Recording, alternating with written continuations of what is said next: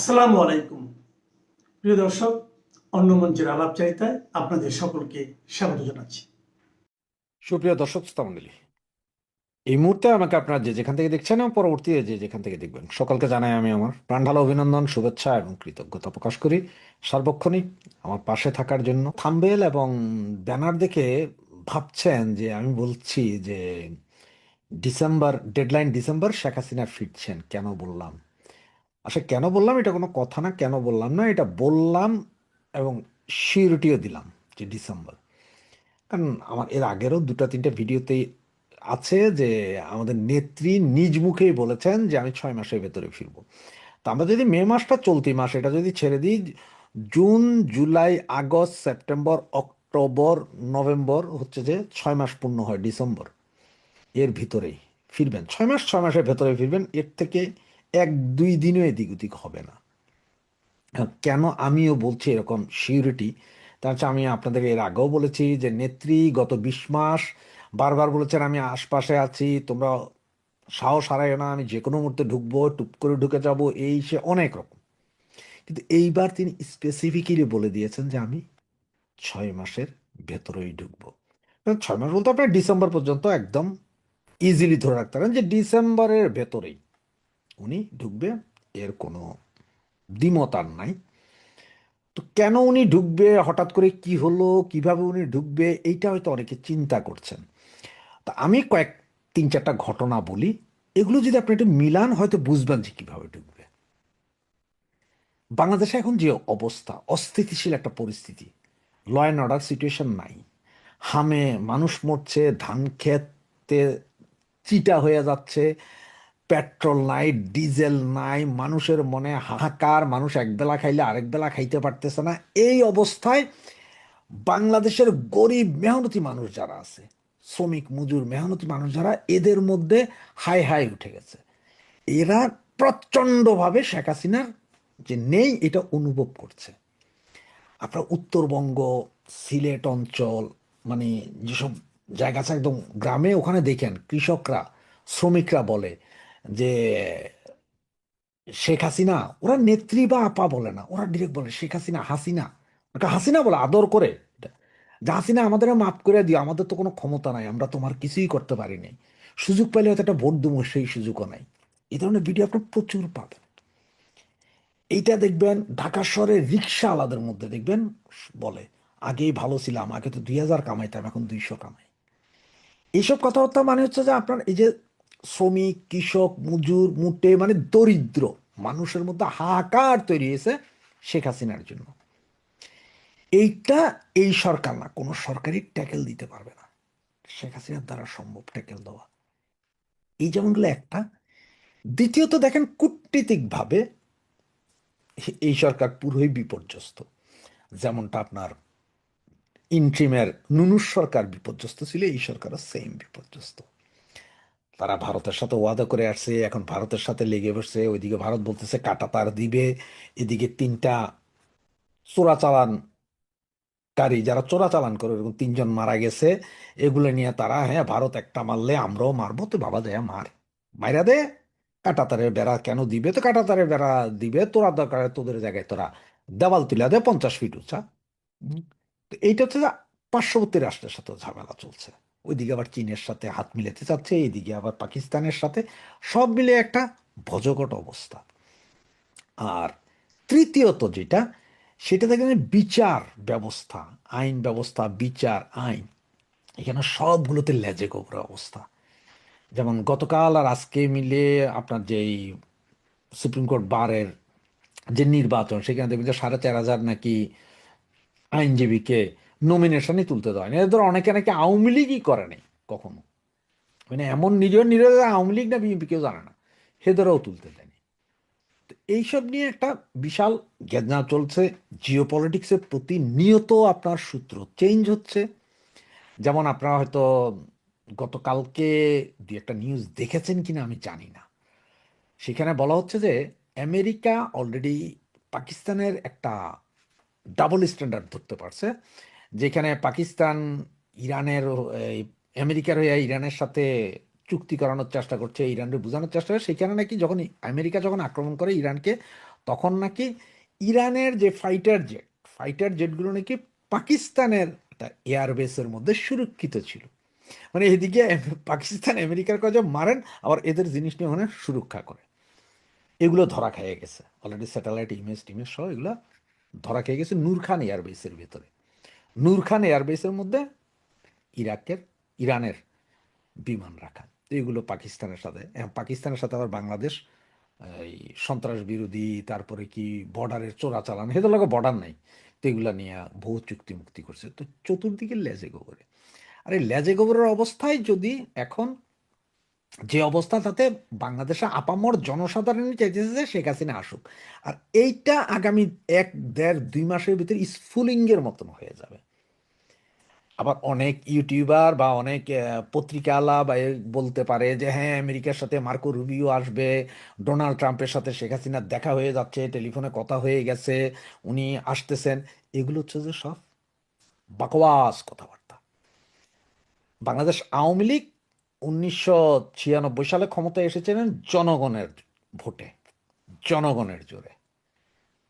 2008-এও জনগণের ভোটে এসেছিলেন।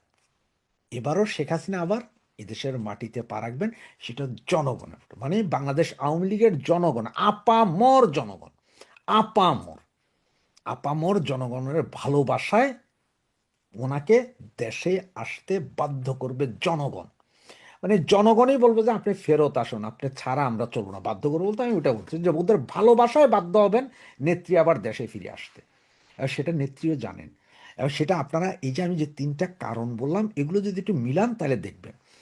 কারণ হতদরিদ্র মানুষ যখন খাইতে পায় না তখন মুষ্টিবদ্ধ হয়, আর এই মুষ্টিবদ্ধ যখন হয় তখনই আন্দোলন গড়ে ওঠে। এবং এই জিনিসটাই গড়ে উঠবে আগামী 2-3 মাসের ভেতরে। চোখ কান খোলা রাখেন। আর আমাদের কাজ কি? আমাদের কাজ এখন বেশি বেশি দেশের ভেতরে যে অরাজকতা চলছে এটাকে বেশি বেশি তুলে ধরা।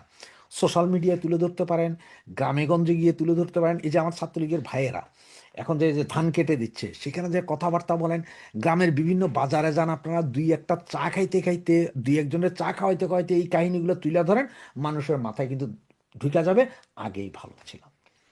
এর ভিতরে একটু সাবধান থাকতে হবে। যে কিছু কিছু ইউটিউবার আবার শুরু করছে কি জানেন, ইউটিউবার না শুধু, বিভিন্ন মিডিয়া শুরু করছে ডাক্তার ইউনূসকে পরিষ্কার করার একটা ব্যবস্থা করতে। কেমন দেখেন, ওরা কি বলে যে এই ডিপ স্টেটের খেলা চলতেছে সারা বাংলাদেশে। হ্যাঁ, ডিপ স্টেট শেখ হাসিনাকে নামাইছে, ঠিক আছে, শেখ হাসিনা সরকার গভর্নমেন্টকে ফেলে দিছে। তারপরে ডিপ স্টেট ইউনূসকে আনছে। এ পর্যন্ত ঠিক আছে, ডিপ স্টেট আওয়ামী গভর্নমেন্ট ফেলছে, ডিপ স্টেট ইউনূসকে আনছে, এই পর্যন্ত ঠিক আছে। এরপরে কি আসে, যে ডিপ স্টেট যখন দেখলো যে ইউনুসকে দিয়ে কাজ হচ্ছে না, তখন ডিপ স্টেট ইউনুসকে সরাই দিয়া তারেককে বসাইছে। আসলে মূল কাহিনী ওখানে না। তার মানে এরা ওই যে ডিপ স্টেট ইউনুসে দিয়ে কিছু হচ্ছে না কিন্তু ইউনুসে সরাই না। ডিপ স্টেট আমেরিকা ইউনুসে দিয়ে যা যা পাওয়ার, যা যা করার সব করাই নিছে অলরেডি। দেশ বিরোধী চুক্তি থেকে শুরু করে সব করাই নিয়ে ইউনুসে নিয়ে গেছে। এটা হচ্ছে যখন মানে এমন একটা ভাব দেখানো হচ্ছে যে ইউনূস সাহেবের আমলে বাংলাদেশের ডিপি স্ট্যাটাস কিছুই করতে পারেনি, উনি দেশের পক্ষেই ছিলেন। এই যে দেশ বিরোধী চুক্তি মুক্তির কিছুই ওনার দ্বারা করানো হয়নি। এটা হচ্ছে ইউনূস ব্যাপার পরিষ্কার করার চেষ্টা করছে কিছু কিছু ইউটিউবার, কিছু কিছু পত্রিকা, কিছু কিছু বুদ্ধি বেশ্যা। এরা চোখ কান খোলা রাখেন, ডিপ স্টেটের খেলা এখনো চলছে। তবে হ্যাঁ, নেত্রী যে বলছে 6 মাসের ভেতর আসবে, তো আমি ডিসেম্বরের ভিতরে আসবে। এবং সেটা হচ্ছে জনগণের চাপে, বাংলাদেশের আপামর জনগণের ভালোবাসার চাপেই নেত্রী আসবেন। এবং সেটা উনি যেহেতু বলেছেন যে 6 মাস, 6 মাসই হবে, 6 মাস থেকে 6 দিন 6 সেকেন্ডও বেশি হবে না। এই 6 মাসের ভেতরে দেখবেন ঢাকা এয়ারপোর্টে নামবে। এবং আমরা সবাই সচক্ষে দেখব সেদিন ঢাকা শহর মানুষের বন্যায়, গরিব মানুষের বন্যায়, মেহনতি মানুষের বন্যায় ভেসে যাবে। সেদিন দেখবেন ওই লাঠি বৈঠা আনবে না, মানুষ লাঙ্গল নিয়ে ছুটে আসবে, মানুষ ঘরের থালা বাটি নিয়ে ছুটে আসবে শেখ হাসিনাকে রিসিভ করতে। এটাই হবে। জয় বাংলা। এবং আপনি যে সংশয় প্রকাশ করলেন আর যে পত্রিকার কথা বললেন, আহ, আর অন্যান্য জাতীয় পত্রিকায় নিউজটা আসে নাই, শুধু আমি ওটাতে দেখেছি। আমি হিন্দি পত্রিকা, ইংরেজি পত্রিকাও খুঁজেছি, সেখানে পাইনি। সেটা কতটুকু তারা সত্য মিথ্যা জানি না, তবে তাদের উদ্বেগ স্বাভাবিক। কারণ প্রতিবেশী একটি শক্তিশালী রাষ্ট্র, আহ, নাকের ডগায় এমনিতেই তারা দুই দিকে আছে, আবার এই দিকে তিন দিকে হবে, ভারত উদ্বেগ প্রকাশ করতেই পারে। তবে এটা যদি ভারত উদ্বেগ প্রকাশ করে থাকে, এটা তাদের একটা চালাকি। তারা আসলে উদ্বিগ্ন নয়, অন্তত বাংলাদেশে। এটা তাদের একটা কৌশল এবং সাধারণ প্রতিক্রিয়া। আপনি এখানে তিস্তা ব্যারেজ আর উল্টা যে জায়গায় করবেন, কি হবে আমাকে বুঝাই বলেন। আমি বিজ্ঞানেরও ছাত্র না, আমি বাঁধ নিয়ে এত গবেষণা করি নাই, তবে আমার বেশ কয়েকটা দেশের কয়েকটা বাঁধ দেখার সুযোগ আমার হয়েছে এবং বাঁধ সম্পর্কে ইদানিং আরো বেশি জানি। আগে এই গত 6 মাসে যা জানি, সারা জীবনে তা শিখি নাই। তো আমার মনে হয়েছে ভাটিতে বাদ দিলে আসলে কি হবে। চায়না এই মুসলেকা সরকারকে বলেছে যে আমেরিকার সাথে তুমি সম্পর্কের যে গাইঠে পিড়িতে এটা কমাও, নইলে আমরা 1 পয়সাও দিব না। এটাও কিন্তু বলে দিয়েছে বলে শুনেছি। এবং এও বলেছে ভারতের সাথে তোমার কি সম্পর্ক আমাদের যায় আসে না, কিন্তু আমেরিকার সাথে তোমাদের সখ্যতা কমাইতে হবে। এটা চায়না বলেছে বলে আমি জানি। কারণ সব কাজেরই বিপরীত পার্শ্ব প্রতিক্রিয়া থাকে। এইখানে যেমন ভারত যেমন চায়নার মাতাব্বরি মেনে নিবে না, এটা সত্য, তেমনি চায়না কিন্তু আমেরিকার মাতাব্বরিও মেনে নিবে না, এটা তার চেয়ে বেশি সত্য। বাংলাদেশ চায়না এবং ভারতের বিরোধিতা করে, আপনার চ্যানেলেও বলেছি, বহু চ্যানেলেও বলেছি, আমেরিকার সাথে বিরোধিতা করলে আমরা জানি আমাদের না খেয়ে থাকতে হবে। কারণ ইউরোপ গার্মেন্টস নিবে না, আমেরিকা গার্মেন্টস নিবে না, আমরা 1 বেলা 3 বেলার জায়গায় 2 বেলা খাই থাকবো। আবার সৌদি আরব, মিডিল ইস্টের সাথে যদি আপনি টক্কর দেন, তাহলে আপনি 50 লক্ষ বা 30 লক্ষ মানুষ দুবাই ছাড়া সবগুলো ফেরত পাঠাবে, আপনি নিশ্চিত থাকেন। তাহলে আমরা 2 বেলা না খাই থাকবো। আবার কি বলেছিলাম যে যদি ভারতের সাথে পাঙ্গা নেই, আর ভারত যদি একটু বেঁকে বসে, কারণ ভারত তো নিরীহ প্রতিবেশী, বেঁকে নাও বসতে পারে, যদি বেঁকে বসে তাহলে কিন্তু আমাদের 3 বেলা না খাই থাকতে হবে। আবার সেই লঙ্গরখানা বসাইতে হবে। ওই আজকে রোহিঙ্গাদের জায়গা দিচ্ছেন না 15 লাখ, তখন আমাদের এই 15 কোটি মানুষকে রোহিঙ্গার মতো তাম্বুতে থাকতে হবে, আর খাওয়া দাওয়া করার জন্য কবে জাহাজ আসবে, কবে কেউ খিচুড়ি পাকাবে, তারপরে খাইতে হবে। আমি বারবার আপনাদের বলি, আমাদের ভাবির পোলারা, জামাতেরা, হেফাজতেরা, ভাবির মাইয়ারা, এমনকি এই দেশের রিক্সাওয়ালারাও মানে এমন একটা ভাব ধরছে, সেই বিএনপিরই একজন নেতার কথা উদাহরণ দেয়, কেসকি বান্দির পোলারা সুলতান খা হয়ে গেছে। মানে এমন একটা ভাব ধরেছে যে ভারত কিচ্ছু না এদের কাছে। ভারত মনে হয় সুদান, ভারত মনে হয় ইয়েমেনও না, ইয়েমেন তো মনে সুদান মনে করে, তারপর উগান্ডা মনে করে, এরকম দেশ বোধহয় মনে করতেছে আর কি, আমার ধারণা বাংলাদেশের মানুষজন। কিন্তু ওই যে বারবার বলি যে আমাদের দেশের মানুষের 14 গোষ্ঠীর বাপ দাদা, 14 গোষ্ঠী খবর ভালো যে ভারতের মতো একটা নিরীহ প্রতিবেশী আর বৈদিক দর্শন ও সাহিত্যের রাষ্ট্র এবং সভ্যতা, এটা যদি পাকিস্তানের মতো হইতো না, তাহলে বাংলাদেশের কপালে যে কি শনিটাই না ছিল, সেটা এখনই বোঝা যাইত, 71 বুঝা যাইত। তো যারা ওই তিস্তা ব্যারেজ নিয়ে ভারতের সাথে ফাতরামি করতেছে, এরা নিজেরা তো ডুববেই, মরবেই, পুরো বাংলাদেশটাকে নিয়ে মরবে। মানে এদের এখনো কানে পানি যায় নাই, এখনো এদের আকল হয় নাই। এরা ওই পাকিস্তানি জজবায়, লিল্লাখর জজবায় এত ফালাফালি করতেছে যে পাকিস্তানের সারা ভাঙ্গা মাইর দিছে সারা জীবন ভারত, সেই পাকিস্তানি জজবায় আমাদের বাংলাদেশিরা যেভাবে চান্দা মাছের মতো, দারকিনা মাছের মতো, নয়া বানে নতুন পানি আসলে চান্দা মাছের মতো ফাল পারে, আর দারকিনা মাছ বেশি ফাল পারে, টিটপুটি বেশি ফাল পারে, ওইরকম ফালাফালি শুরু করেছে বানের পানির মতো নতুন পানি আসলে। কিন্তু জানে না এগুলো জালের মধ্যে আগে পড়ে। আমাদের বাংলাদেশের এই দশা। তিস্তা ব্যারেজ আপনি কি করতে পারবেন ভারতের? এইখানে চীন এসে কিছু করতে পারবে? ভারত এটা মেনে নিবে?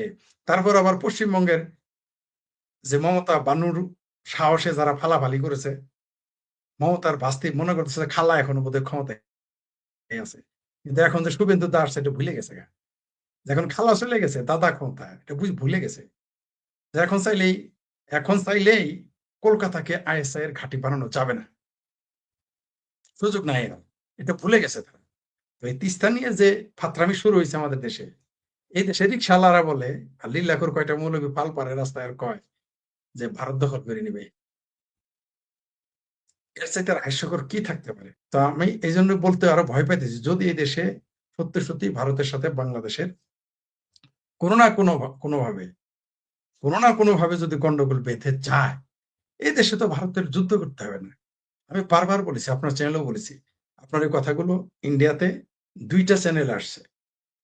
একটা আসার সময় তো সেই চ্যানেলই আপনার চ্যানেল গায়েব করে দিয়েছিল। এখন আবার আরেকটা চ্যানেলও আসছে। আবারও বলতেছি, জাস্ট ফুড চেইনটা কেটে দিবে, আমরা পালে পালে দলে দলে না খেয়ে মারা। তিস্তার ব্যারেজ ধুয়ে ধুয়ে সাইটা তিস্তার ব্যারেজ চাটতে হবে ভাতের বদলে। চায়না কবে কার পক্ষে নিজেরা সরাসরি ফিল্ডে নেমে যুদ্ধ করছে আমাকে বলেন? পৃথিবীর ইতিহাস আছে? নাই। যেদিন আমাদের সাথে লেগে যাবে, বাংলাদেশটাকে জাস্ট 3টা ভাগ করবে। অলরেডি বার্মার এক ধর্মীয় নেতা অলরেডি চিটাগাং এর, আপনি জেনেছেন যে চিটাগাংকে নিয়ে তারা মানচিত্র আঁকায় ফেলছে। শব্দটি নাই। এই বাংলাদেশের মৌলবী, চামড়া নাই পীর, সরসিনার পীর, জামাত, হেফাজত, বিএনপি, বাবির পোলা, মেয়া, ইনকালাব মঞ্চ, ফিনকালাব মঞ্চ, তারপরে হাদি মঞ্চ, কি তালিবর্ষ অন্তত হাদি মঞ্চ, ফাদি মঞ্চ, গাদি মঞ্চ, নীরব। এই মানচিত্র নিয়ে টু শব্দটি নাই। কিন্তু এটা যদি ভারত থেকে প্রকাশ হইতো, এতক্ষণ বাংলাদেশে মনে করেন যে অলি গলি মসজিদ মাজার সব জায়গায় টেনে মিছিল হইতো, কত কলাম প্রসব করতো। কিন্তু এখন সবাই নীরব। আসসালামু আলাইকুম, স্বাগত লিডস নিউজে। সম্মানিত দর্শক, চট্টগ্রাম নগরীর সাগরিকা ফ্লাইওভারের রেলিং থেকে ঝুলন্ত অবস্থায় মঙ্গলবারে উদ্ধার করা হয়েছে 27 বছর বয়সী এক যুবকের মৃতদেহ। তার নাম জানা গেছে আবু কাউসার আহমেদ, বাসা নগরীর পশ্চিম ফিরোজশাহ এলাকায়। এই ঘটনার পরপরই পুরো এলাকায় ছড়িয়ে পড়েছে এক ধরনের চাঞ্চল্য। সামাজিক যোগাযোগ মাধ্যমে দাবি উঠেছে কাউসার আকবর শাহ থানা ছাত্রলীগের মুক্তিযুদ্ধ বিষয়ক সম্পাদক। শুরু হয় রাজনৈতিক বিতর্ক।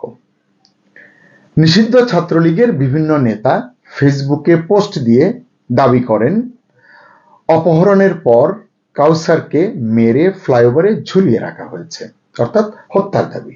কিন্তু কে অপহরণ করেছে, কবে অপহরণ করেছে, অপহরণ বিষয়ক কোনো অভিযোগ থানায় দায়ের করা হয়েছে কিনা সে বিষয়ে কোনো তথ্য নেই কোথাও। তা সত্ত্বেও কেউ কেউ অভিযোগ করেছেন সরাসরি বিএনপি জামাতের বিরুদ্ধে, জামাতের ছাত্র সংগঠন ইসলামী ছাত্র শিবিরের বিরুদ্ধে। এভাবেই বলা যায় কাউসারের মৃত্যুকে ঘিরে রহস্য যেন দানা বেঁধে ওঠে। একে পরিকল্পিত হত্যাকাণ্ড দাবি করে বিচারের দাবিতে সরব হয়েছে কেন্দ্রীয় এবং স্থানীয় ছাত্রলীগ, মানে চট্টগ্রামের ছাত্রলীগের নেতারা কর্মীরা। ছাত্রলীগ নেতাকর্মীদের দাবি এটি কোনোভাবেই আত্মহত্যা হতে পারে না। ফ্লাইওভারের রেলিংয়ে যেভাবে মৃতদেহ পাওয়া গেছে তা এক গভীর ষড়যন্ত্র বা নীল নকশার অংশ বলে তারা মনে করেন। তাদের অভিযোগ, স্বাধীনতা বিরোধী অপশক্তি রাজনৈতিক প্রতিহিংসা থেকে কাউসারকে হত্যা করে ঝুলিয়ে রেখেছে। এই ঘটনার তীব্র নিন্দা এবং বিচার দাবি করেছেন ছাত্রলীগের নেতারা। চট্টগ্রাম মহানগর ছাত্রলীগের সাবেক সাধারণ সম্পাদক নুরুল আজম রনি দাবি করেছেন, মানে গণমাধ্যমে তার এই দাবিটি প্রকাশিত হয়েছে, যে ঘাতকরা নির্মমভাবে হত্যা করে ঝুলিয়ে রেখেছে কাউসারকে। এদিকে আকবর শাহ থানা ছাত্রলীগের সভাপতি জুয়েল সিদ্দিকী দাবি করেছেন নিহত ব্যক্তি তাদের সংগঠনের নেতা, মুক্তিযুদ্ধ বিষয়ক সম্পাদক। তারা বলছেন সংগঠনের পক্ষ থেকে শোক বার্তাও প্রকাশ করা হয়েছে। অর্থাৎ ছাত্রলীগ এটিকে পরিকল্পিত রাজনৈতিক হত্যাকাণ্ড হিসেবে উপস্থাপন করছে। এখানেই আসে আরেকটি বয়ান। পুলিশ বলছে ঘটনাটি হত্যা নয়, আত্মহত্যা হওয়ার সম্ভাবনাই বেশি।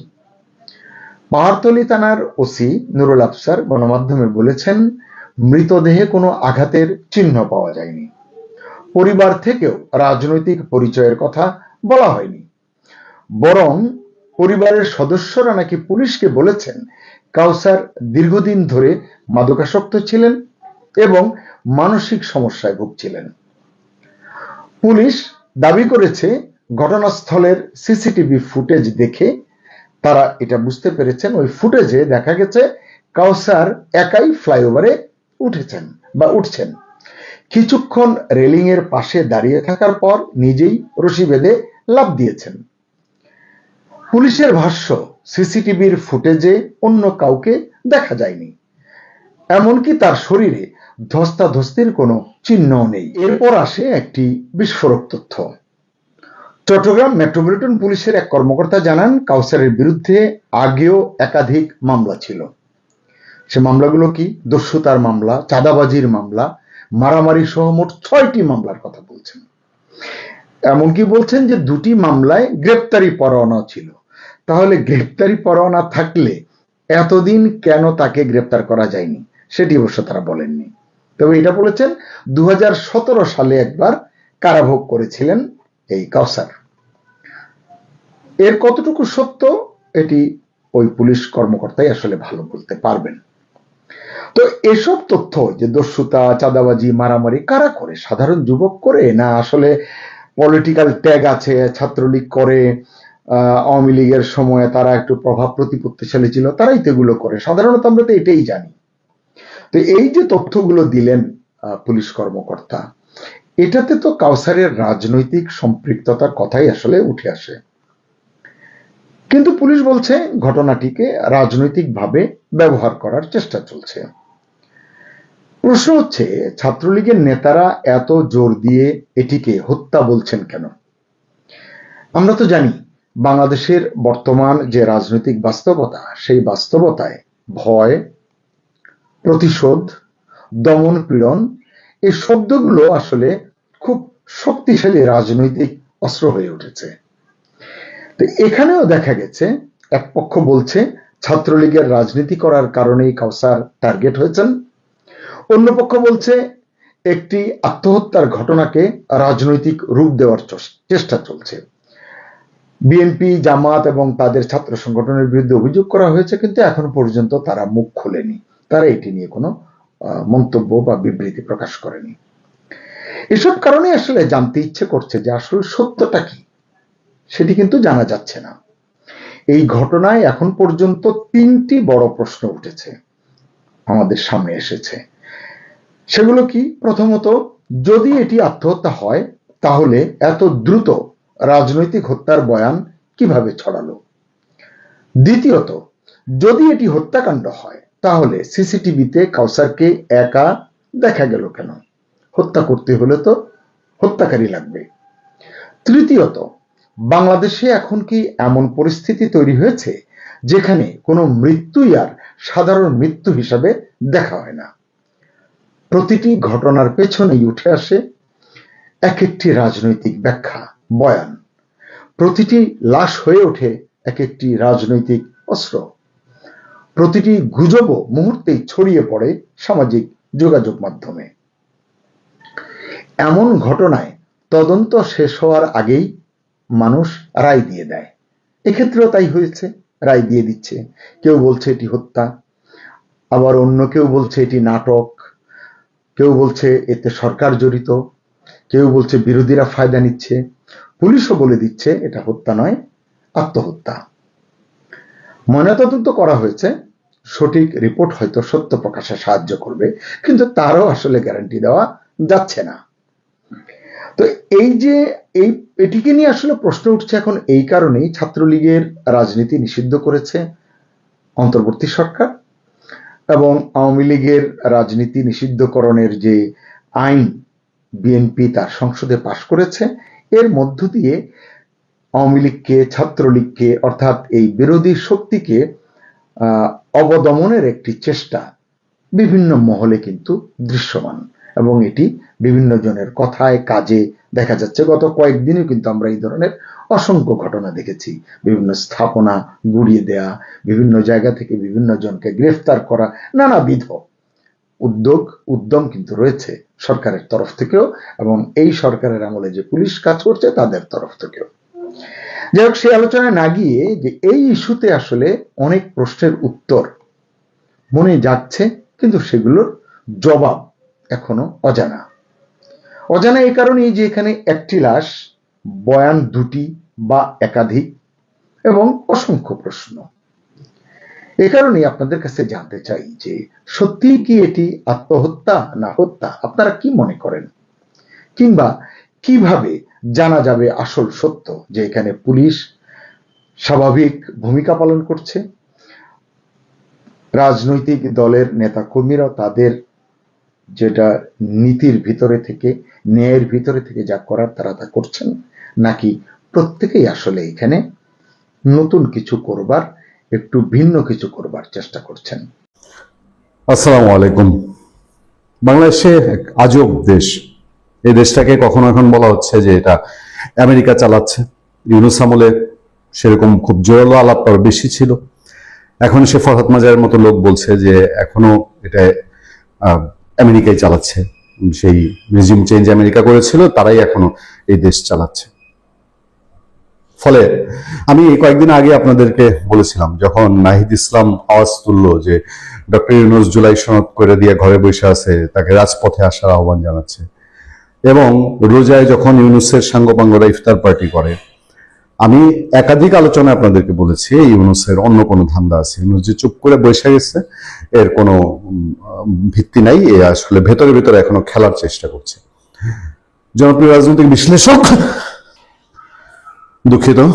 জনপ্রিয় রাজনৈতিক বিশ্লেষক গোলাম মাওলা রনি, তিনি আজ আমি যেদিন কথা বলছি 13 মে 2026, সেদিন এসে বলেছেন যে ডক্টর ইউনূসের আবার ক্ষমতায় আসার সম্ভাবনা আছে। আমি এটাকে সম্ভাবনা বলি না, আমি আশঙ্কা বলি। এবং এই ইউনূসের নামে সেই মাইলস্টোন দুর্ঘটনায় নিহত একজন ছাত্রের পিতা উসাইমুন মারমা, তিনি একটা মামলার আবেদন করেছিলেন। মামলাটা গ্রহণ করা হয়নি। এই পর্যন্ত অনেকে জানেন যে নিউজ শেষ, কিন্তু না, সেখানে শেষ না। এরপর থেকে এই ভদ্রলোকের উপর দিয়ে এমন ঝড় যাচ্ছে, আমরা প্রথমে তার একটা চিঠি আমাদের হাতে আসে। এই চিঠিটা আমি একটু আপনাদেরকে পড়ে শোনাই, তাহলে আপনারা বুঝতে পারবেন। চিঠি হচ্ছে 9/5/2026, মানে এই মাসের 9 তারিখ। এই মাসের 9 তারিখের চিঠিতে এই উসাইমুন মারমা লিখছেন, আমি নিহত উকাইয়া ইয়ং মারমার পিতা উসাইমুন মারমা মাইলস্টোন ট্র্যাজেডিতে বিমান দুর্ঘটনায় মারা যায়। তাই আমি বিগত 7/5/26 তারিখে আমার ছেলের বিচার চাইতে চিফ জুডিশিয়াল ম্যাজিস্ট্রেট কোর্টে মামলা দায়ের করি, কিন্তু মামলা গ্রহণ করে পরে খারিজ করে দেন। অতঃপর আমাকে শুক্রবার রাত আনুমানিক রাত 2টা কিংবা 3টার দিকে আমাকে রাঙামাটি ডিবি পুলিশ আমার নিজ এলাকায় আমার পার্শ্ববর্তী বাড়িতে আমাকে এবং আমার ওয়াইফকে ডিবি পুলিশ খুঁজছে। তাই আমি এখন নিরাপত্তাহীনতায় ভুগছি। তাই জাতির কাছে প্রশ্ন রইল, মামলা করাটা কি আমার অপরাধ? সেই জন্য আপনারা আমার পাশে থাকবেন, আমি এই আশাবাদ প্রত্যাশা করি। ঘটনা যদি সত্য হয় এবং তার অভিযোগ, তিনি এই অভিযোগটা করছেন যে তাকে এই মামলার পরে ডিবি পুলিশ খুঁজছে, তার মানে কি আমরা ধরে নিব যে এখনো প্রশাসনে, পুলিশ প্রশাসনে বা ডিবিতে ডক্টর ইউনূসের প্রতি, ইউনূসের লোকজনের এখনো প্রভাব রয়ে গেছে, যে ইউনূসের নামে মামলার আবেদন করেছে এক লোক, তাকে এখন কেন ডিবি পুলিশ খুঁজবে আমি জানি না। এর পরপর আজকে আরেক দলকে মাঠে নামানো হয়েছে। সেই দলের এবার আলাপটা আপনারা একটু শুনেন। মাইলস্টোন দুর্ঘটনা নিয়ে মামলার আবেদনকারী কুকি চীন এক্স ফোর্সেস অ্যাসোসিয়েশন, তারা বলছেন, এক্স ফোর্সেস অ্যাসোসিয়েশন বলছে যে ওই ভদ্রলোক উসাইমুন মারমা তিনি কুকি চীনের সদস্য। আচ্ছা, উসাইমুন মারমার অভিযোগ, মামলার আবেদন করার পর তার বাড়িতে পুলিশ অভিযান চালিয়েছে, নিরাপত্তাহীনতার কারণে তাকে পালিয়ে বেড়াতে হচ্ছে। ঢাকায় উত্তরায় মাইলস্টোন স্কুল অ্যান্ড কলেজে বিমান দুর্ঘটনায় অবহেলার অভিযোগ তুলে সাবেক অন্তর্বর্তী সরকারের প্রধান উপদেষ্টা মোহাম্মদ ইউনূস, বিমান বাহিনী প্রধান সহ 16 জনের বিরুদ্ধে মামলার আবেদন করেছিলেন, যিনি সেই উসাইমুন মারমাকে পাহাড়ের সশস্ত্র সংগঠন কুকি চীন ন্যাশনাল ফ্রন্টের সদস্য আখ্যা দিল এক্স ফোর্সেস অ্যাসোসিয়েশন। সশস্ত্র বাহিনীর সাবেকদের এ সংগঠন সাবেকদের প্রেসিডেন্ট লেফটেন্যান্ট অবসরপ্রাপ্ত সাইফুল্লাহ খান সাইফ বুধবার ঢাকা রিপোর্টার্স ইউনিটিতে এক সংবাদ সম্মেলনে বলেন, তার নাম উসাইমুন মারমা। আমরা আপনাদের অনুরোধ করব এই উসাইমুন মারমাকে, তার সম্পর্কে একটু খোঁজ নেন। উসাইমং মারমা মাইলস্টোন স্কুল অ্যান্ড কলেজে বিমান দুর্ঘটনায় নিহত শিক্ষার্থী উক্কো সাইং মারমার বাবা সম্প্রতি তিনি ফেসবুক লাইভে এসে অভিযোগ করেন, মামলার আবেদন করার পর তার রাঙামাটির বাড়িতে পুলিশ অভিযান চালিয়েছে, নিরাপত্তার কারণে তাকে পালিয়ে বেড়াতে হচ্ছে। উসাইমং মারমা এই অভিযোগ তোলার দুদিনের মাথায় ঢাকায় সংবাদ সম্মেলন করে পাল্টা অভিযোগ আনলো এক্স ফোর্সেস অ্যাসোসিয়েশন। সংবাদ সম্মেলনে লিখিত বক্তব্যে বলা হয়, গভীর উদ্বেগের সাথে লক্ষ্য করা যাচ্ছে যে সাম্প্রতিক সময়ে একটি স্বার্থান্বেষী মহল পরিকল্পিতভাবে বাংলাদেশের সশস্ত্র বাহিনীকে প্রশ্নবিদ্ধ করা, তাদের পেশাদার ভাবমূর্তি ক্ষুণ্ণ করা এবং সদস্যদের মনোবল দুর্বল করার অপচেষ্টায় লিপ্ত রয়েছে। সাইফুল্লাহ খান সাইফ বলেন, যখন বাংলাদেশে তার জাতীয় স্বার্থ সার্বভৌমত্ব বাংলাদেশ ফার্স্ট ভিত্তিক পররাষ্ট্রনীতিকে আরো সুদৃঢ় করার পথে এগিয়ে যাচ্ছে এবং সশস্ত্র বাহিনীকে আধুনিক যুগোপযোগী ও সক্ষম বাহিনী হিসেবে গড়ে তোলার উদ্যোগ গ্রহণ করা হচ্ছে, ঠিক সেই সময় ধারাবাহিকভাবে বিভ্রান্তিকর তথ্য অপপ্রচার উদ্দেশ্য প্রণীত প্রচারণা চালানো হচ্ছে। বিশেষ করে বাংলাদেশ বিমান বাহিনীর আধুনিকায়ন কার্যক্রম, ফাইটার প্ল্যান ক্রয় এবং নতুন তথ্য প্রযুক্তি নির্ভরতা সক্ষমতা অর্জনের উদ্যোগ সামনে আসার পর থেকেই একটি গোষ্ঠী বিমান বাহিনীকে বিতর্কিত করার অপচেষ্টায় সক্রিয় হয়ে উঠেছে। এরকম বিমান বাহিনী সম্পর্কে আরো কথাবার্তা বলা হচ্ছে। তারপরে যে মামলা খারিজ হওয়ার পর গত 11 মে ফেসবুক লাইভে এসে উসাইমং মারমা বলেন, গত শুক্রবার গভীর রাতে তিনি যেখানে চাকরি করেন সেখানে 20-30 জন পুলিশ গিয়ে তার খোঁজ করে। আমার নিজ গ্রামে, আমার নিজ বাড়িতে, আশপাশে প্রতিবেশীদের বাসায় পুলিশ আমাকে তল্লাশি করে খুঁজছিল যে আমি আছি কিনা। কেন? প্রতিবেশীরা জানতে চাইলো কেন? যে বলল ওনার নামে ওয়ারেন্ট আছে, ওই ওয়ারেন্ট যেহেতু আছে আমরা ওনাকে ধরতে আসছি আর কি। তো পাশাপাশি গতকাল বাংলা হিলিয়া আর্মি ক্যাম্প থেকে ওয়ারেন্ট অফিসার আমাকে জিজ্ঞেস করলো যে আপনি কি করেন, আপনি কোথায় চাকরি করেন, আপনার ওয়াইফ কোথায় থাকে, কি চাকরি করে, এই বিষয়গুলো কিন্তু ওনাদের জানতে চেয়েছেন। আমি কিন্তু ওনাদেরকে বলেছি। তো বলার পর আজকে সকালে নাকি আমার নিজ এলাকার মধ্যে আর্মিরা নাকি আমাকে খুঁজছে, খোঁজ খবর নিচ্ছে। এই পরিস্থিতিতে নিরাপত্তাহীনতায় ভুগছেন জানিয়ে উক্কো সাইং মারমার বাবা বলেন, মামলা করাটাই কি আমার অপরাধ? আমি আমার ছেলের বিচার চেয়েছি, আমি আমার ছেলের বিচারের প্রেক্ষিতে আমি ক্ষতিপূরণ চেয়েছি এবং বিগত সরকার আমাকে কোনো কিছু সুরাহা করে নাই এবং আমি বিভিন্ন দপ্তরে আমি ঘুরেছি, কিন্তু আমি এটা সুরাহা কোনো কিছু পাই নাই। তো এই হচ্ছে মধ্যে বিষয়। ভদ্রলোক দৌড়ের উপরে আছেন নিঃসন্দেহে। তাকে নিয়ে এই এক্স ফোর্সেস অ্যাসোসিয়েশন তারা বলছে যে এর মধ্যে সন্তুর আলমার স্ত্রী কানাডায় গিয়ে নানান রকম উল্টাপাল্টা কথা বলেছে, সেগুলো নিয়ে আবার জেলা প্রশাসন তাকে সতর্ক করেছে। তারপর কুকি চীনের কথা বলা হচ্ছে, বিচ্ছিন্নতাবাদী সংগঠন। এখন আমার প্রশ্ন হলো, এই উসাইমং মারমা, এই যে সন্তানটি মারা গেল মাইলস্টোন দুর্ঘটনায়, তার বাবা, আর সে কুকি চীনের সদস্য, সে অপরাধী, তাকে এতদিন আপনারা খুঁজেননি কেন, এতদিন ধরেন নাই কেন? এখন ইউনূসের বিরুদ্ধে মামলা করতে গেছে, আবার সেই মামলার জন্য তার নামে এখন ওয়ারেন্টও আছে। আপনারা বলছেন সে কুকি চীনের সদস্য আছে। কুকি চীনের সদস্য কি বাংলাদেশের নাগরিক কিনা? ধরেন যে কোনো পার্টি, এখন আওয়ামী লীগের নিষিদ্ধ ঘোষিত আওয়ামী লীগের সদস্য, আপনি নিষিদ্ধ ঘোষিত আওয়ামী লীগের সদস্য ধরবেন, কিন্তু সে যদি তার বাড়িতে যদি ডাকাতি হয়, সেই ডাকাতির বিচার সে পাবে না? আওয়ামী লীগের একজন অপরাধী, ধরেন সাজাপ্রাপ্ত কোনো অপরাধী, তার বাড়িতেও যদি গিয়ে একটা ডাকাতির ঘটনা ঘটে বা তার সন্তানকে কেউ মেরে ফেলে, তাহলে সেটার জন্য কি তার বিচার চাওয়ার রাইট নাই? সন্তান মারা যাওয়ার জন্য বিচার চেয়েছে, এখন সে কুকি চীনের সদস্য, এখন তার বাসায় ডিবি যায়, পুলিশ যায়। এটা একটা মানে কোথায় যেন একটা খটকা লাগে না? এই জিনিসগুলোর কি সঠিক পথে সুরাহা নাই, নাকি শক্তি প্রদর্শন করলেই সুরাহা হয়ে যায়? আমাদের বাহিনীগুলো তাদের নিজস্ব টেকনিক আছে, অনেক কিছুই তারা টেকনিক দিয়ে সমাধান করে। কুকি চীনের সাথে বহু যুদ্ধ হয়েছে। আমি গত তত্ত্বাবধায়ক সরকারের আগেই, আওয়ামী লীগ সরকারের সময় যখন কুকি চীনের সাথে ফাইট চলছিল আমাদের, তখনও আমি আইএসপিআর এ অনুরোধ করেছিলাম যে আমি অন দ্য স্পট যেতে চাই রিপোর্টিং করার জন্য। তখন আমি টেলিভিশনে কাজ করি, 21 টিভি থেকে আমি সেই আবেদনও করেছিলাম। তো আমরা তো ফিল্ড পর্যায়ে জানতে চাই, ফিল্ড পর্যায়ে আমাদেরও জানার আগ্রহ আছে, দেশের মানুষের জানার অধিকার আছে। এখন এই ভদ্রলোক উসাইমং মারমা, তিনি যদি কুকি চীনের সদস্য হয়ে থাকেন, তারপরে তো তার সন্তানের অপমৃত্যুর প্রতিকার পাওয়ার, ক্ষতিপূরণ পাওয়ার রাইট আছে। সম্মানিত দর্শক, বর্তমান প্রধানমন্ত্রী জনাব তারেক রহমান সাহেব অতি সম্প্রতি ঢাকা বিশ্ববিদ্যালয়ে একটি অনুষ্ঠানে বক্তব্য দিয়ে এসেছেন। এটি কোনো সার্বজনীন অনুষ্ঠান ছিল না, না ছাত্রদলের কোনো প্রোগ্রাম, না বিশ্ববিদ্যালয় কর্তৃপক্ষের ঠিক ওইরকম কোনো প্রোগ্রাম, বা সার্বজনীনভাবে তাকে বরণ করে নেওয়ার মতো যে একটা অবস্থা, ওটা হয়নি। আংশিক একটা অনুষ্ঠান হয়েছে, সেখানে তিনি কিছু হৃদয়গ্রাহী বক্তব্য দিয়েছেন। তার শিক্ষামন্ত্রী ছিল এবং ছাত্রদলের যারা নেতৃবৃন্দ ছিল। এই বিষয়গুলি নিয়ে আলোচনা করব। এই ভ্রমণটি আমি প্রথমে বলে নিই, এটি সর্বাঙ্গীন সুন্দর হয়নি এবং এটির যে প্রতিক্রিয়া আগামী রাজনীতিতে নেতিবাচক হবে এবং এতে করে প্রধানমন্ত্রীর যে সম্মান মর্যাদা বাড়েনি। কেন বাড়েনি সে বিষয়গুলো আলোচনা করব, তার আগে ঢাকা বিশ্ববিদ্যালয়ের প্রেক্ষাপট বলে নেই। এই বিশ্ববিদ্যালয়ে কখনোই আইয়ুব খান ঢুকতে পারেনি। মোহাম্মদ আলী জিন্নাহ এই বিশ্ববিদ্যালয়ে ঢুকে অপমানিত হয়েছেন, লাঞ্ছিত হয়েছেন এবং এই বিশ্ববিদ্যালয়ে তার একটা বক্তব্যকে কেন্দ্র করে 52 ভাষা আন্দোলন, এই বিশ্ববিদ্যালয়ে কেন্দ্র করে সেই 52 ভাষা আন্দোলনের পর এই যে রাজনীতির অবস্থা অস্থিতিশীল হলো, ওটা আর পাকিস্তান পুরো জমানাতে নিয়ন্ত্রণ করা যায়নি। ওই বিশ্ববিদ্যালয়ের ক্যাম্পাসের খুব কাছাকাছি গভর্নর হাউস, কিন্তু গভর্নর কখনো টিএসসি ধারে কাছে আসতে পারেনি, না মুনায়েম খান না আজম খান, কেউ পারেননি। ইয়াহিয়া খান, টেক্কা খান, আইয়ুব খান কেউ পারেননি। ওই বিশ্ববিদ্যালয় চত্বর, যে চত্বর থেকে বঙ্গবন্ধুর সৃষ্টি হয়েছে, সেই বঙ্গবন্ধু সেই বিশ্ববিদ্যালয়ে প্রধানমন্ত্রী হিসেবে, রাষ্ট্রপতি হিসেবে যেতে পারেননি।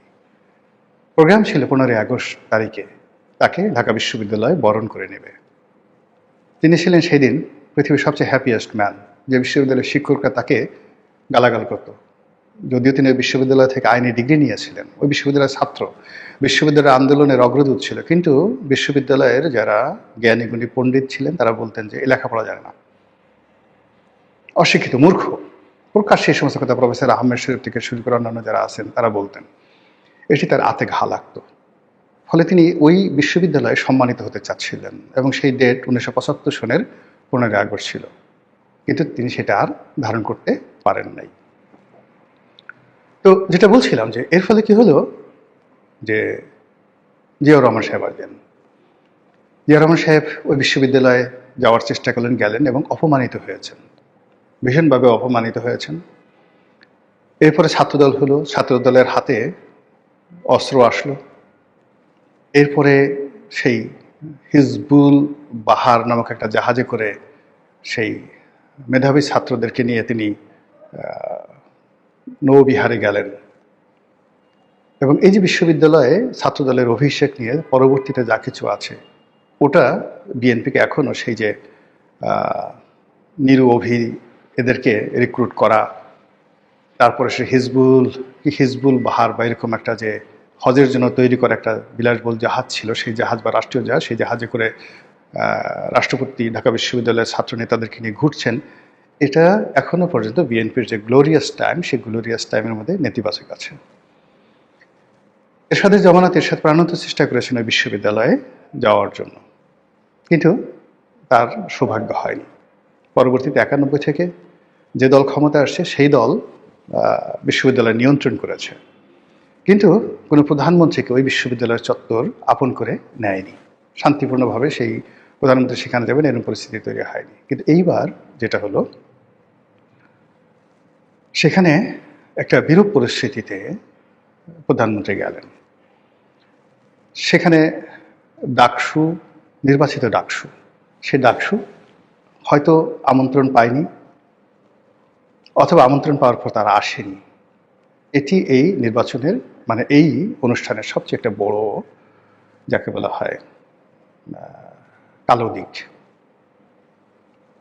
যদি দেশের নির্বাচিত প্রধানমন্ত্রী দেশের সর্বোচ্চ বিদ্যাপীঠের নির্বাচিত নেতৃবৃন্দ তাদেরকে হজম করতে না পারেন, তাদেরকে নিরাপদ মনে করতে না পারেন, তাদেরকে পাশে বসিয়ে কথা বলতে তিনি স্বাচ্ছন্দ্য বোধ না করেন, তাহলে এটা কিসের গণতন্ত্র? যে মামদানি, জোহরান মামদানি, নিউ ইয়র্কের মেয়র, অকথ্য ভাষায় ট্রাম্পকে গালাগালি করল। আবার সময়ের প্রয়োজনে হোয়াইট হাউসে ট্রাম্প এবং মামদানি হাতে হাত ধরে তারা বসলো, কথা বলল। এটাই কালচার। এখন যারা ডাকসুতে আছেন অনেকের ব্যাপারে অনেক আপত্তি আছে, অনেকের ব্যাপারে অনেক ট্রল আছে, কিন্তু এ কথা সত্য যে ঢাকা বিশ্ববিদ্যালয়ের একটা, যাকে বলা হয় নির্বাচন, ঢাকা বিশ্ববিদ্যালয়ের ইতিহাসের সবচাইতে আলোড়ন সৃষ্টিকারী একটি নির্বাচন। সেই নির্বাচনে যারা বিজয়ী হলেন তারা প্রধানমন্ত্রী অনুষ্ঠানে নেই। 2 নম্বর হলো যে আগে যারা ডাকসুতে খুব জনপ্রিয় ছিলেন, যেমন আখতারুজ্জামান ছিলেন, মাহমুদুর রহমান মান্না ছিলেন, এমনকি ভিপি নুরুল হক নুরু ছিলেন, তারা তো এখন সরকারি দলে আছে। সবাইকে নিয়ে যদি প্রধানমন্ত্রী এই অনুষ্ঠানটি করতেন, এটি একটা ইতিহাস তৈরি হতো। কিন্তু সেটি না করে তিনি যেভাবে একটি খণ্ডিত অনুষ্ঠান করলেন, এটি আগামীতে তার জন্য, তার দলের জন্য, ছাত্র দলের জন্য একটা ভালো ফলাফল বয়ে আনবে না। দ্বিতীয়ত হলো, যেখানে ক্লেম করা হচ্ছে যে তিনি ঢাকা বিশ্ববিদ্যালয়ের ছাত্র ছিলেন, কিন্তু তিনি ঢাকা বিশ্ববিদ্যালয়ে ভর্তি হয়েছিলেন ভর্তি পরীক্ষা না দিয়ে। এখানে মোটামুটি বেগম খালেদা জিয়ার অনুরোধে তৎকালীন বিশ্ববিদ্যালয় প্রশাসন বিশেষ সম্মানে, মর্যাদায় জনাব তারেক রহমান সাহেবকে ভর্তি করানো হয়েছিল। তিনি অন্য সাধারণ মানুষের মতো ভর্তি পরীক্ষা দিয়ে এখানে ভর্তি হননি। 2 নম্বর হলে তিনি এখানে ক্লাসে নিয়মিত অন্য ছাত্রের মতো ক্লাস করেছেন, পরীক্ষা দিয়েছেন, এরকম কোনো নজির নেই। ওই বিশ্ববিদ্যালয়ে তার সঙ্গে যারা পড়েছেন কেউ বলতে পারবে না যে এই ক্লাসে আমি আর প্রধানমন্ত্রী পাশাপাশি বসেছি, এরকম কোনো লোক নাই। তবে হ্যাঁ, তিনি ভর্তি হয়েছিলেন ঢাকা বিশ্ববিদ্যালয়ে যে ডিপার্টমেন্টে ভর্তি হয়েছিলেন, সেই ডিপার্টমেন্টে তার 2-4 জন বন্ধুবান্ধব যদি থাকতো, তারা যদি সেই অনুষ্ঠানে স্মৃতিচারণ করতেন যে না ঠিক আছে উনি ভর্তি হয়েছিলেন, ক্লাস করেননি বা একদিন ক্লাস করেছেন, আমার পাশে বসেছিলেন, আজ তিনি প্রধানমন্ত্রী হয়েছেন, আমি খুব গর্বিত, এটা আরও সর্বাঙ্গীন সুন্দর হতো। কিন্তু যখনই কিছু ছেলে, কিছু মেয়ে, কিছু ছাত্র, কিছু ছাত্রী, যেমন রাস্তায় দেখা যাচ্ছে যে তারেক রহমান সাহেব যাচ্ছেন, কিছু একেবারে বালক বালিকা, তারা তারেক রহমান বলে স্লোগান করছে, দেখেই মনে হচ্ছে এটা একটা সাজানো। ঢাকা বিশ্ববিদ্যালয়ের কিছু ছেলে মেয়ে, তারা তারেক রহমান সাহেবকে মনে করছেন আমাদের ভাই, আমাদের সতীর্থ, দেখেই মনে হচ্ছে একটা সাজানো জিনিস। এই জিনিসগুলো ভালো হয়নি। আর এটা আসলে উনি যাকে বলা হয় এত বিপুল ভোট পেয়ে, বিপুল সংখ্যাগরিষ্ঠতা নিয়ে মাত্র 70 দিন হলো ক্ষমতায় এসেছেন, তার কেন এই অল্প সময়ের মধ্যে ঢাকা বিশ্ববিদ্যালয়ে এই সময়টাতে এইভাবে যেতে হবে? পুরো বিশ্ববিদ্যালয়ে তিনি যাবেন, পুরো বিশ্ববিদ্যালয়ে এটা হবে একটা যাকে বলে গণসংবর্ধনা। বিশ্ববিদ্যালয়ে খেলার মাঠে তাকে সংবর্ধনা দেওয়া হবে। এটা একটা যাকে বলা হয় বিশ্ববিদ্যালয়ের সিনেট একটা সিদ্ধান্ত নেবে। সিনেটের এখানে যাকে বলা হয় বিশ্ববিদ্যালয়ের যে কত সুন্দর সুন্দর প্রোগ্রাম আছে, এমনকি বিশ্ববিদ্যালয় তাকে ডক্টরেট ডিগ্রিও দিতে পারতো, কোনো সমস্যা ছিল না, ডাকসু তাদের সঙ্গে থাকতে পারতো। এটা এত সুন্দরভাবে সেলিব্রেট করা যেত। সেই সেলিব্রেশন না করে আমরা কেবলই মাত্র একজন নির্বাচিত প্রধানমন্ত্রীকে সেখানে নিয়ে গেলাম। এখন প্রধানমন্ত্রী আগে একটা কথা উনি বলেছেন, আমি এই কথাগুলো মানে পার্সোনালি মানে কাউকে বলা বা ছোট করা বড় করার জন্য নয়। প্রধানমন্ত্রী হলেন একটা ইনস্টিটিউশন, অনেকগুলো মানুষের কম্বিনেশন একজন প্রধানমন্ত্রী। তার ভাষণ লেখার জন্য বহু মানুষ আছে, তার খাদ্য তালিকা পরীক্ষা করার জন্য বহু মানুষ আছে, আরও অনেক কিছু আছে। তো এই জিনিসগুলো আমাদেরকে লক্ষ্য করতে হবে, এই জিনিসগুলো আমাদেরকে লক্ষ্য করতে হবে, এবং যাতে করে আমরা মানে যারা প্রধানমন্ত্রীর আশেপাশে আছি এমন কোনো কাজ করব না যাতে করে প্রধানমন্ত্রীর ইমেজ ক্ষুণ্ণ হয়। প্রধানমন্ত্রীকে বাংলাদেশে আনার আগে তার মা খুব অসুস্থ ছিলেন। সারা দেশ যখন সিসি করছিল যে একই ধরনের সন্তান, এখন তো তার দেশে আসার কোনো সমস্যা নেই। তারপর তার মা অসুস্থ, হাসপাতালে মৃত্যুশয্যায় মানে নিয়ে সারা বাংলাদেশ সেটা নিয়ে কিন্তু সিসি হয়েছিল। তখন তিনি কিন্তু একটা সত্য কথা বলেছিলেন যে বাংলাদেশে আসাটা তার একক সিদ্ধান্তের বিষয় নয়। তার এই সত্য ভাষণ বেশিরভাগ মানুষ পছন্দ করেছিল, অনেকে সমালোচনা করেছিল, কিন্তু বেশিরভাগ মানুষ মনে করেছিল যে এটাই বাস্তবতা। আবার তিনি যখন এলেন তখন সবাই ধরে নিল যে তার পথের বাধাগুলো দূর হয়ে গেছে।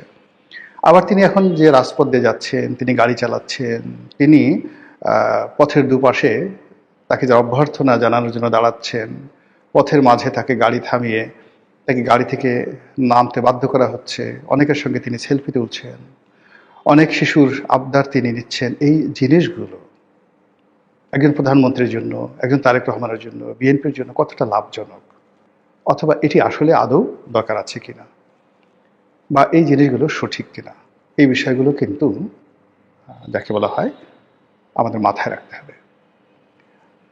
খুব যাকে বলে দুঃখ ভারাক্রান্ত, কিন্তু আমাদের ক্ষমতার চেয়ারটা কিন্তু ভালো নয়। আমাদের দেশের প্রথম রাষ্ট্রপতি, প্রথম প্রধানমন্ত্রী বা প্রধানমন্ত্রী পদে যারা আছেন, প্রথম থেকে আপনি চিন্তা করেন, খন্দকার মোশতাক, তাজউদ্দিন আহমদ, বঙ্গবন্ধু শেখ মুজিবুর রহমান, কারো স্বাভাবিক মৃত্যু হয়নি। এরপরে রাষ্ট্রপতি হিসেবে জিয়াউর রহমান, এরশাদ, কারো স্বাভাবিক মৃত্যু হয়নি। প্রধানমন্ত্রী হিসেবে বেগম খালেদা জিয়া এবং শেখ হাসিনা, কারোর ক্ষমতা পরবর্তী জীবন স্বাভাবিক যায়নি। এত কষ্ট, এত অপমান, এত লাঞ্ছনা, এত গঞ্জনা এই প্রধানমন্ত্রীদেরকে এখন মানে খালেদা জিয়াকে শেষ পর্যন্ত তাকে ভোগ করতে হয়েছে, আর শেখ হাসিনাকে এখন করতে হচ্ছে। কাজী মাত্র 70 দিনের প্রধানমন্ত্রী, তার জীবন যে একেবারে সম্রাট আকবরের মতো হবে, তার জীবন যে আওরঙ্গজেবের মতো হবে, এটা সম্ভব।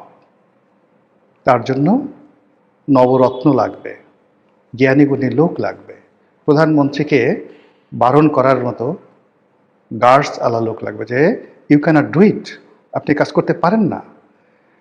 জাস্ট আপনি ধরেন বেগম জিয়ার কয়েকজন লোক ছিলেন, যেমন সাইফুর রহমান সাহেব ছিলেন। আমি ব্যক্তিগতভাবে সাইফুর রহমানের একটা কথা বলবো। আর একটা হলো কামাল সিদ্দিকী সাহেব ছিলেন। তো কামাল সিদ্দিকী সাহেব তার চিফ সেক্রেটারি ছিলেন।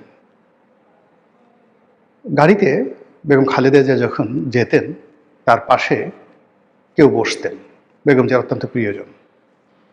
তিনি একদিন প্রকাশ্যে বললেন যে, ম্যাডাম, আপনাকে একটা কথা বলি, আপনি রাষ্ট্রের প্রধানমন্ত্রী, কামাল সিদ্দিকী এখনো জীবিত আছেন, আপনি পাশে যাকে বসিয়ে নিয়ে যাতায়াত করেন, এটা দেখতে ভালো লাগে না, লোকজন মন্দ বলে। এরপর থেকে সেই লোকটিকে আর তার গাড়িতে উঠতে দেওয়া হয়নি। এই কারণে বেগম জিয়া এত বড় হয়েছেন। সাইফুর রহমানের কথা বলি। সাইফুর রহমানের আন্ডারে একটা প্রতিমন্ত্রী ছিল, অনেক দিন হয়ে গেছে। সাইফুর রহমান জানেও না। একদিন লিফট দিয়ে নামতেছে, নামার পরে সেই ভদ্রলোক, শাহ আবুল হোসেন বোধহয় নাম, সে তাকে সালাম দিল, সাইফুর রহমান সাহেবকে সালাম দিল। দেওয়ার পর সে বললো যে, স্যার, বলে তুমি কে? বলে আমি তো এমপি, অমুক এলাকার এমপি। ও, ভালো ভালো ভালো, তা কি করতেছে এখন? বলে, স্যার, আমাকে তো মন্ত্রী বানানো হয়েছে। বলে, আরো ভালো, আরো ভালো, তো কোন মন্ত্রণালয়ে আসো? তো বলে, স্যার, আমি আপনার মন্ত্রণালয়ে আছি। তখন সে বলে, খালেদা জিয়ার যে কি হয়েছে আল্লাহই জানে। এই ছিলেন সাইফুর রহমান। এখন বলেন তো, এই যে সাইফুর রহমান যে সত্য কথা বলতেন, বেগম জিয়ার কাছে কি তার গুরুত্ব কম ছিল? তারেক রহমান সাহেবকে তো তিনি প্রকাশ্য ওই সময়টাতে অনেক কথা বলেছেন যে, যাও তুমি আর তোমার মাই চালাও এই রাষ্ট্র, আমাদের দরকার নেই, আমাদেরকে বাদ দাও। কিন্তু সাইফুর রহমানকে বাদ গেছেন। তিনি তার আপন যোগ্যতা বলে, কর্তৃত্ব বলে তিনি সেখানে ছিলেন। একইভাবে ব্যারিস্টার আব্দুল সালাম তালুকদার, বলেন তো কয়জনকে তালাক মানে মানে দাবিদারি করেছেন? তো সেই দিক থেকে বিএনপিতে, আওয়ামী লীগে বহু লোক ছিল যারা প্রধানমন্ত্রীকে মুখের উপর কথা বলতেন। দেখেন, এই যে এখন জাহাঙ্গীর কবির নানক, অনেকে নানক সাহেবের বিরুদ্ধে নেতিবাচক কথা বলতে পারে। আপনি মানে আমি নিজের সাক্ষী। এই যে 2000 মানে কি বলবো, প্রথম কোটা বিরোধী আন্দোলন হলো, এটা সে 2012 সনের দিকে শাহবাগ ব্লক করে রাখলো। জাহাঙ্গীর কবির নানক, আমরা তখন মিটিংয়ে ছিলাম প্রধানমন্ত্রীর সঙ্গে, শেখ হাসিনার সঙ্গে। তিনি সেখানে ঢুকলেন, রেগে মেগে অস্থির। গিয়ে তিনি সরাসরি বললেন যে, আপা এইভাবে চলতে পারে না, পুরো শাহবাগ বন্ধ হয়ে রয়েছে, এই ঘটনা, এই ঘটনা। তো শেখ হাসিনা তাকিয়ে রইলেন, কি হয়েছে? তো বলে যে, এরকমভাবে কোটা বিরোধী আন্দোলন হচ্ছে 2012 সালে। তো উনি একই কথা বলেন যে, এই রাজাকারের বাচ্চা কাচ্চারা এগুলো করতেছে, বাদ দাও, করুক, দেখি কি করতে পারে। তখন আমি বললাম, ইমাম সাহেব বসা, আমি বললাম যে, আপা, ওরা যে দাবি করতেছে সেই দাবি ন্যায্য। উনি একটু স্টপ হয়ে গেলেন, বলে, কেমন ন্যায্য? তখন আমি তাকে বুঝালাম। বলে, তাই নাকি? ইমামকে জিজ্ঞাসা করলেন। অর্থাৎ প্রথমে যে দাবিটা এসেছিল, আন্দোলনটা শুরু হলো যে কোটা, বিসিএস এর যে কোটা, সেই কোটাটা প্রিলিমিনারি থেকে হবে। আমি বললাম যে, আপা, রিটেন থেকে কোটা হোক সেটা আলাদা কথা, সেটা না, প্রিলিমিনারি থেকে যদি কোটা হয় তো এখানে কোনো মেধাই থাকতেছে না। এটা প্রধানমন্ত্রী জানতেন না। সঙ্গে সঙ্গে তিনি ইমামকে ধমক দিলেন এবং বললেন, ওদের দাবি মেনে নাও, 1 মিনিটে সলভ। তো সেদিন যদি সেই জাহাঙ্গীর কবির নানক ওইভাবে না বলতেন, আর আমি ওখানে আমার মতো একজন ইয়াং এমপি যদি ওইভাবে প্রধানমন্ত্রীকে না বলতাম, তাহলে ইতিহাস ভিন্ন হতে পারতো। এই যে ডক্টর মোহাম্মদ ইউনূসকে আমি বলছি, আপনি এই বিষয়টা নিষ্পত্তি করে ফেলেন না, নিষ্পত্তি করে ফেলেন। তো উনি অনেকটা ঠান্ডা হয়ে গেলেন, কেউ আমাকে সমর্থন করলো না। অন্তত 20 জন সেই প্রধানমন্ত্রীর রুমে আওয়ামী লীগের যারা লোকজন ছিল, তিনি সেখানে ডক্টর মোহাম্মদ ইউনূসকে বেইমানের বাচ্চা ঠাচ্চা সব ইত্যাদি বলে ফেলতেন। একজন লোক সেদিন জাস্ট ডিপ্লোম্যাটিক হতেন, তাকে বুঝাতেন, তাহলে আজকের ইতিহাস রচিত হতো না, ভিন্ন একটা ইতিহাস। আজ বাংলাদেশ আমেরিকার খপ্পরে পড়েছে, আজ বাংলাদেশ আমেরিকার যে শৃঙ্খলের মধ্যে পড়ে গেছে, এই পরিস্থিতি সেদিন তৈরি হতো না।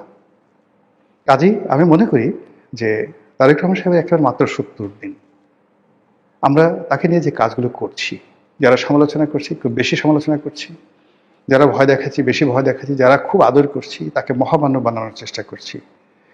তিনি আসলে তারেক রহমান, তার বয়স 60-62 বছর, তার একটা নির্দিষ্ট লেখাপড়া আছে, তার একটা নির্দিষ্ট সফলতা আছে। তিনি ব্যবসা করার চেষ্টা করেছিলেন, লঞ্চ ব্যবসা করার চেষ্টা করেছিলেন, তার বন্ধু গিয়াসউদ্দিন আল মামুনকে নিয়ে তিনি কম্পোজিট দেওয়ার চেষ্টা করেছিলেন, ডান্ডি ডাইং দেওয়ার চেষ্টা করেছিলেন। তার মামার সাথে তার ব্যবসা ছিল সেই যে মার্শাল ডিস্টিলারিজ। এই ব্যবসাগুলো লাভজনক ছিল? তিনি সফল হয়েছিলেন না ব্যর্থ হয়েছিলেন? তিনি একজন ছাত্র ছিলেন, তিনি কেমন ছাত্র ছিলেন? এই বিষয়গুলো নিয়ে আপনি আসলে, এগুলো ইতিহাস তো। আপনি রাতারাতি যদি একজন লোককে বলেন যে এই লোক জেব বেফোস, এই লোক ইলন মাস্কের মতো, মানে যাকে বলা হয় সফল, এই মানুষ যাকে বলা হয় সেই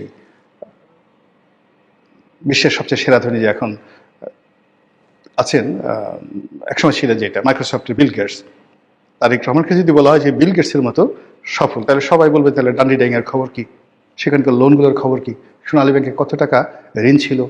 যে লোক একটা প্রজেক্ট চালাতে পারে না, রাষ্ট্রের ক্ষমতায় থেকে যে লোক একটা প্রজেক্ট চালাতে পারে না, সে রাষ্ট্র চালাবে কি করে? মানুষের মুখগুলো আপনি বন্ধ করবেন কিভাবে? ঢাকা বিশ্ববিদ্যালয়ে গিয়ে আপনি তাকে মানে সমাবর্তী অনুষ্ঠান, যেমন দেখা গেল যে স্টিভ জবস, তিনি স্ট্যানফোর্ডের বিশ্বের অন্যতম শ্রেষ্ঠ ইউনিভার্সিটি স্ট্যানফোর্ডের ড্রপ আউট ছিলেন তারেক রহমান সাহেবের মতো। ওখান থেকে তার একসময় মনে হলো যে লেখাপড়া করে কোনো লাভ হবে না, ড্রপ আউট। তো সেই স্ট্যানফোর্ড তাকে সেই একটা অনুষ্ঠানে, সমাবর্তী অনুষ্ঠানে থেকে চিফ গেস্ট করলো। এখনও সেটা viral, one of the best speech. তো সেই ক্ষেত্রে স্টিভ জবস, যিনি যাকে বলা হয় অ্যাপেলের প্রতিষ্ঠাতা, তো তিনি কথা বলতে পারেন বিকজ তিনি অ্যাপেলের মতো একটা জিনিস প্রতিষ্ঠা করেছেন। মাইক্রোসফটের প্রতিষ্ঠাতা যিনি এই বিল গেটস, তিনিও ইউনিভার্সিটির ড্রপ আউট, কিন্তু তিনি বলতে পারেন তিনি সফল হয়েছেন, তিনি সফল হয়েছেন। এখন তারেক রহমান সাহেবকে আপনারা যে গ্লোরিফাই করবেন, তার আগে এই জায়গাটাতে দেখেন যে he was the best, he was the best player, he was the best student, he was the best businessman, he was the best politician. এই জিনিসগুলোতে আপনি যতক্ষণ না পর্যন্ত ইতিহাস রচনা করতে না পারবেন, ততক্ষণ পর্যন্ত তো ইতিহাসের কিংবদন্তি কাউকে বানাতে পারবেন না। জিয়াউর রহমানকে পেরেছেন, এর কারণে জিয়াউর রহমান সেনাবাহিনীর প্রধান ছিলেন, উপপ্রধান ছিলেন। পেরেছেন তিনি মুক্তিযুদ্ধে এত সেক্টর কমান্ডার ছিলেন, কারো মুখ দিয়ে তো স্বাধীনতার ঘোষণা বের হয়নি, তিনি পেরেছেন। দেশ যখন ক্রান্তিকালে পড়ে যাচ্ছে, মরে যাচ্ছে, তিনি সেখানে সেই 7ই নভেম্বরের নেতৃত্বে গিয়ে এসেছিলেন সাহস করে। তিনি এগুতে নাও পারতেন, কিন্তু এখন জেনারেল ওয়াকারের মতো, জেনারেল আজিজের মতো বসে পায়ের উপর বসে বসে থাকতে পারতেন। তো জেনারেল আজিজ বলেন, জেনারেল ওয়াকার বলেন, আইকেবি, ইকবাল করিম ভূঁইয়া, ক্ষমতা এদের পায়ের কাছে তো গড়াগড়ি করছে। সেনাবাহিনীর অনেক লোক এদের হাতে পায়ে ধরছে, কিন্তু এদের সাহস হয়নি। কিন্তু জিয়াউর রহমানের তো সাহস হয়েছিল, এই জন্য সে কিংবদন্তি। এরপর তিনি রাষ্ট্র ক্ষমতা, মাত্র 3.5 বছরের রাষ্ট্র ক্ষমতা, সবকিছু কোর্স অফ অ্যাকশন চেঞ্জ করে দিয়েছেন, ফলে ইতিহাস তাকে স্মরণ করছে।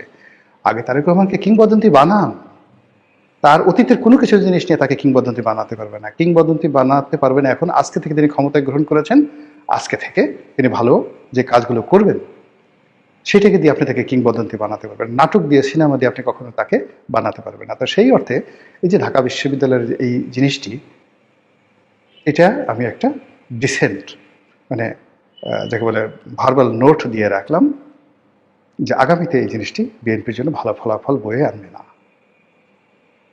আসসালামু আলাইকুম রহমতুল্লাহি ওয়া বারাকাতুহু।